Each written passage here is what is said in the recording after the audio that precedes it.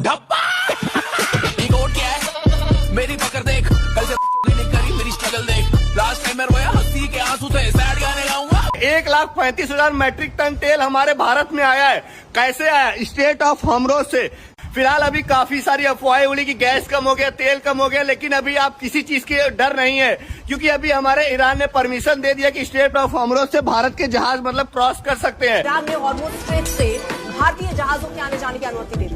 विदेश मंत्री एस जयशंकर के लगातार कूटनीतिक प्रयास के बाद ये बड़ी सफलता भारत को मिली। सूत्रों की माने तो ईरान के विदेश मंत्री सहमत हैं, भारत के जहाज हॉर्मुज समुद्री मार्ग का इस्तेमाल कर सकते हैं। भारत के लिए बहुत बड़ी डिप्लोमेटिक जीत है। कल बहुत चर्चा एलपीजी को लेकर हो रही है। कुछ लोग हैं जो पैनिक क्रिएट करने का प्रयास कर रहे हैं। आज युद्ध से जो ये वैश्विक संकट आया है उसके प्रभाव से कोई देश अछूता नहीं है।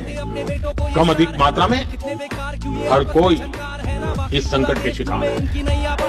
भारत भी इस संकट से निपटने के लिए कोई कसर बाकी नहीं छोड़ रहा। स्ट्रेट ऑफ हुर्मुज़ से तेल की सप्लाई अरब ममालिक के लिए बंद है, मगर खुद ईरान यहां से अपना तेल बेच रहा है। और आपने देखा VLCC very large crude oil carrier, इसमें तेल लद के हमारे भारत में आया है। अभी मैं आपको लिख के दे देता हूँ, आने वाले 10 दिन के अंदर आप देखेंगे भारत में इतना ज्यादा तेल हो जाएगा, क्योंकि अभी क्या हुआ है, गैस के जहाज भी भारत में आने चालू हो चुके हैं। ईरान ने सारी परमिशन दे दी है। और अब खबर सामने आई है कि भारतीय रिफाइनरीज ने 3 करोड़ बैरल्स। आज इंडिया के प्राइम मिनिस्टर नरेंद्र मोदी ने भी फोन उठा के और ईरान के सदर मसूद पेशकियां से बात कर ली है। उससे पहले ईरान, उनके फॉरेन मिनिस्टर जो हैं हिंदुस्तान के एस जयशंकर, उन्होंने ईरान के foreign minister doctor Abbas, doctor वो नहीं है, अब्बास अरक्ची जो हैं। तल्लुकात होते हैं बराबरी की सतह पर। आपके घर दाने हों, आपके एक हाथ में कशकोल हो और एक हाथ में दूसरा उसके हाथ में दिया हो, तल्लुकात नहीं होते। आपको याद होगा कामरान शाहिद साहब, जनरल बाजवा साहब की एक ब्रीफिंग थी। पहले ही यहाँ से चीन का तेल गुजर रहा था, अब कहते हैं कि रशिया से रिलेटेड कमर्शियल शिपिंग भी यहाँ से गुजर रही है। बांग्लादेश ने परमिशन ले ली, उसका तेल भी गुजर रहा है। लेटेस्ट इसमें इजाफा हिंदुस्तान का हुआ है। वो अल्लाह की फौज साबित हो गए यार। डूब मरने का मकाम है सबके लिए, डूब मरने का। हम सबको चुल्लू भर पानी लेना चाहिए और डूब मरना चाहिए, जो फतवे खाली देते रहे सारी जिंदगी। मेरी 35 साल सर्विस हो गई है, मैं एक आर्मी का चीफ हूं और मैं अच्छा लगता हूं कि हर मुल्क जाके पैसे मांग रहा होता हूं। सही है। और तुम लोग इधर बैठ के मोहम्मद बिन कासिम और सुल्तान महमूद गजनवी बन रहे हो। जब वक्त क़याम आया तो वो खड़े हो गए और हम नादान गिर गए सजदे में जब वक्त क़याम आया। नमस्कार दोस्तों, भारत में एक ऐसी अफवाह फैलाई जा रही है जिसमें कहा जा रहा है कि गैस नहीं उपलब्ध है और गैस की कमी हो रही है, लेकिन ऐसा नहीं है। अभी हमारे पास जो स्टॉक है क्रूड ऑयल का, गैस का, वो लगभग 65 डेज का है और अब फिर से रास्ता खुल गया है। ईरान ने भारतीय जहाज़ों को आने की छूट दे दी है और कई भारतीय जहाज़ों ने आना शुरू कर दिया है। एक जहाज़ कल पहुंचा है और उसमें क्रूड ऑयल है। तो ये सारी चीज़ें हैं कि ईरान इस बात को समझ रहा है कि चाइना और भारत जैसे देश जो उसका समर्थन करते हैं, उसके करीब हैं, वो उनको परेशानी में नहीं डालना चाहता। यही वजह जो हमले हो रहे हैं वो अमेरिकन और इजरायली जहाज़ों यानी यूरोपियन जहाज़ों के ऊपर हो रहे हैं। भारत के जहाज़ों को आने की छूट मिल गई और ये जो अफवाह उड़ाई जा रही है कि एलपीजी की कमी हो जाएगी, अब ये नहीं होगा। बहुत जल्दी जो थोड़ी बहुत लाइंस लगी हैं कहीं पे या कुछ इस तरह की वीडियोज़ आए, वो भी अब ठीक हो जाएगा। लोगों को पैनिक करने की ज़रूरत नहीं है। देश में क्रूड ऑयल का पूरा स्टॉक है, अगले 65 डेज़ के लिए है, तो कोई बहुत ज़्यादा समस्या नहीं होने वाली है। और अब फिर से जब जहाज़ आने लगेंगे तो वो जो प्रॉब्लम है वो भी सॉल्व हो जाएगी। दूसरी तरफ ये जो युद्ध है बहुत लंबा नहीं खिंचने वाला है। हमलों में बहुत कमी आई है। जिस तरह से शुरुआत में मिसाइल हमला हुआ था इजराइल के ऊपर और खाड़ी के देशों पे, यूएई पे, वो अब कम हो रहे हैं, क्योंकि ऐसा लग रहा है जैसे ईरान की जो मिसाइल्स हैं और जो ड्रोन हैं वो ख़त्म होते जा रहे हैं, वो पावर कम होती जा रही है, जिसकी वजह से पिछले 2 या 3 दिनों में हमले काफ़ी कम हुए हैं। तो उम्मीद है कि अगले 1 वीक में ये पूरा मामला सॉल्व हो जाएगा किसी न किसी तरह से और कम से कम भारत को अब परेशानी नहीं होगी, भारत को ऑयल मिलता रहेगा। तो किसी भी अफवाह में ना आए और वीडियो अच्छा लगे तो लाइक और शेयर ज़रूर करें, चैनल को सब्सक्राइब करना ना भूलें और बेल का आइकन प्रेस करते हैं लेटेस्ट नोटिफिकेशन लिए। आइए आगे बढ़ते हैं इस वीडियो में।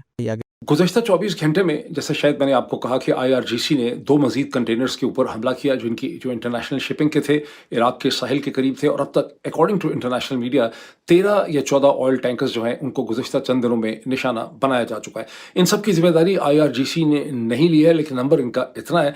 इसका जो इफेक्ट निकला है अब तक वो ये नहीं है कि स्ट्रेट ऑफ हुर्मुज़ मुकम्मल तौर पर बंद हो गई है। कहते हैं वैसे तो 17 मिलियन बैरल्स की रोज़ाना उसमें से कमी आई है, लेकिन इसके बावजूद स्ट्रेट ऑफ ऑफ हॉर्मज से अब तेल गुजरने लगा है, यानी स्ट्रेट ऑफ हॉर्मज जो है वो अब रेगुलेट हो गई है, वो अब बंद नहीं हुई, वो कंट्रोल्ड हो गई है। उसका सारा का सारा कंट्रोल जो है वो ईरानियन रेवोल्यूशनरी गार्ड या ईरानियंस के हाथ में चला गया है। पहले ही यहाँ से चीन का तेल गुजर रहा था, अब कहते हैं कि रशिया से रिलेटेड कमर्शियल शिपिंग भी यहाँ से गुजर रही है, बांग्लादेश ने परमिशन ले ली, उसका तेल भी गुजर रहा है। लेटेस्ट इसमें इजाफा हिंदुस्तान का हुआ है। अखबारी जो रिपोर्ट्स हैं उससे अंदाजा लगता है कि पाकिस्तान के लिए भी यहाँ से सारी की सारी परमिशन है, कम से कम सोशल मीडिया पे जो स्टेटमेंट्स हैं उनको देख के ऐसा ही लगता है। सो बांग्लादेश का तेल, चीन का तेल, Russian related commercial merchandise, Hindustan भी इसमें शामिल हो गया है, इसमें और भी ममालिक शामिल होते चले जाएंगे। अगर यहाँ से तेल या कंटेनर्स नहीं गुजर सकेंगे तो अमेरिका, इजराइल और मगरबी यूरोप के नहीं गुजर सकेंगे जब तक कि ईरान के मुतालबात, जो कि ईरान के सदर मसूद पेज़ेश्कियान ने एक दिन पहले अपने ट्वीट के जरिए आर्टिकुलेट किए हैं, जब तक वो मुतालबात नहीं माने जाते या उनके ऊपर कोई मीनिंगफुल पेशरफ जो है वो नहीं हो सकती। इंडिया के प्राइम मिनिस्टर नरेंद्र मोदी ने भी फोन उठा के और ईरान के सदर मसूद पेज़ेश्कियान से बात कर ली है। पाकिस्तान के किसी बंदे ने, ऑफिशियल ने अब तक ईरानी सदर से बात नहीं की, कम से कम शहबाज ने नहीं की या किसी फौजी ने नहीं की जो हर चीज में मामे बनते हैं वैसे। तो मैं सोच रहा था यार कि ईरान के 10% ही अगर बहादुरी इनमें होती तो जरूरत ही नहीं थी किसी की कुछ करने की। देखें, एटमी हथियार वो चीज है आपके पास कि कोई अगर ये सोचता है ना कि हम आपके 90% हथियार तबाह कर देंगे आप पे हमला करके, और 10% भी बच गए तो आप क्या क्या तबाह कर सकते हैं उससे, इमेजिन करें। सो किसी भी न्यूक्लियर आर्म्ड कंट्री को बहुत बड़े अटैक का खतरा कभी नहीं होता। हाँ, बॉर्डर स्कर्मिशेस इंडिया के साथ चल रही हैं, लेकिन मेरा यह मानना है कि 1998 के बाद इंडिया और पाकिस्तान की किसी भी बड़ी जंग होने का खतरा खत्म हो चुका है। कारगिल में क्या कुछ नहीं हुआ, क्या उसके बाद कोई बड़ी जंग हुई? क्योंकि एटमी कुव्वतें दोनों मुल्क बन चुके थे, तो बड़ी जंग नहीं हो सकती थी। कारगिल की वही जंग थी जो कारगिल के पहाड़ों पे लड़ी गई, सियाचिन, कारगिल और सारे जो पहाड़ है वहां पे कश्मीर के, वहां पे लड़ी गई, लेकिन वो मेन लैंड पे नहीं आई जंग। तो ये समझ लें कि पाकिस्तानी जर्नैलों में अगर हिम्मत होती, नंबर 1, या ये बाल के पुजारी ना होते, जो आपको वक्त के साथ साथ पता चलेगा कि ये एक खास ओहदे के बाद बाल के पुजारी बन जाते हैं। इस बात पे गौर करें, दुनिया बाल के पुजारी चला रहे हैं, कुरान में बाल का लफ्ज तलाश करें। अल्लाह मुझे माफ करे, गलती ना हो, आई थिंक हजरत इलियास अलैहिस्सलाम के जमाने में बाल की पूजा जो है वो हो रही थी। हमारी सरमायाकारी 41% डाउन है, हमारी तिजारत है कोई नहीं, हमारे कर्ज़ों में हम जकड़े हुए हैं, बेरोज़गारी हमारी बढ़ी हुई है, गुर्बत हमारी बढ़ी हुई है, और जो हमारे दोस्त हैं, एक हिमालय से ऊंचा और समंदरों से गहरा, हमारी टोटल मईशत है $450 अरब की, और हमारे पे कर्जा है $350 अरब।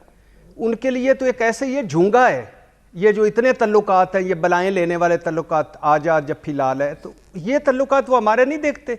मेरे और कामरान शाहिद के तल्लुकात हो, मैं साइकिल फटपटी पे फटीचर साइकिल पे आ रहा हूँ और इसकी गाड़ी दिलवाऊंगा से गुजरे, बड़ी लंबी चौड़ी, और तो कोई छोटी सी गाड़ी मुझे भी दे दोगे ना भाई, दोस्त है अपना, अच्छी मुनासिब गाड़ी, आजा सजना तू भी बेच बैठ जा, गड्डी एसी लाल है। तो तल्लुकात नहीं होते भाई, और निकल आओ इस दुनिया से। उसने मुझे जफ्फी मारी, उसने मुझे जहाज भेजा, उसने मुझे बुलाया, ये वो अपनी उनकी है ज़रूरत है। आप मेरे प्यारे भाइयों, निकलो इस बात से। हम उनसे क्या ले, तल्लुकात बड़े अच्छे। चीन के लिए क्या है यार, ये सिर्फ कामरान भाई रुकिएगा, चीन के लिए क्या है कि हमें हमारा कर्जा उतारने के लिए। सऊदी अरब की एक आयल की कंपनी है, 2021 में उसका जो मुनाफा आया था वो हमारे कर्जे से ज्यादा था, तो वो एक मुनाफा ही 1 साल का हमें दे देते तल्लुकात होते। तो देखिए, तल्लुकात होते हैं बराबरी की सतह पर। आपके घर दाने हो, आपके एक हाथ में कशकोल हो और एक हाथ में दूसरा उसके हाथ में दिया हो, तल्लुकात नहीं होते। आपको याद होगा कामरान शाहिद साहब, जनरल बाजवा साहब की एक ब्रीफिंग थी, तो उसमें बातें होती गई, तल्ख एक सतह पे पहुंची, तो जनरल बाजवा साहब ने कहा यार खुदा का खौफ करो, क्या कह रहे हो, किस दुनिया में रहते हो। मेरी 35 साल सर्विस हो गई है, मैं एक आर्मी का चीफ हूं, और मैं अच्छा लगता हूं कि हर मुल्क जाके पैसे मांग रहा होता हूं। सही है। और तुम लोग इधर बैठ के मोहम्मद बिन कासिम और सुल्तान महमूद गजनवी बन रहे